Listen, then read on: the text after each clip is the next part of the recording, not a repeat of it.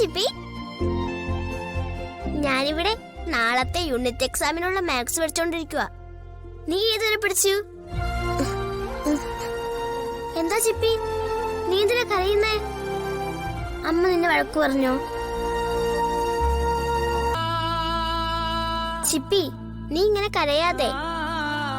അമ്മയല്ലേ വഴക്കു പറഞ്ഞത്, സാരമില്ല. അതല്ല അമ്മൂട്ടി, അമ്മ എന്നെ വഴക്കൊന്നും പറഞ്ഞില്ല. പിന്നെ നിനക്ക് എന്താ പറ്റിയത്? ആദ്യം നീ കരച്ചിലൊന്ന് നിർത്ത്. എന്റെ അമ്മയ്ക്ക് തീരെ സുഖമില്ല,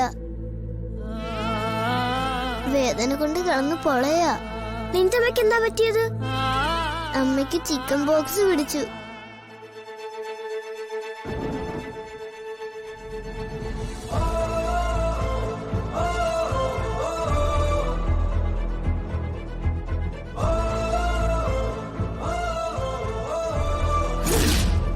എന്റെ ഈശ്വര, നിന്റെ ഒപ്പം അവിടെ വേറെ ആരും ഇല്ലേ?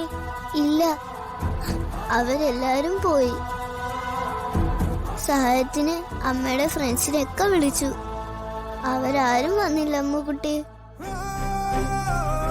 അമ്മുക്കുട്ടി ഇന്ദുവിനെയും കൂട്ടി ഒന്ന് വരാമോ? അമ്മയെ ഹോസ്പിറ്റലിൽ കൊണ്ടുപോവാനാ. ഇന്ദു എവിടെ? അവൾക്ക് തലവേദനയായിട്ട് കിടക്കുക.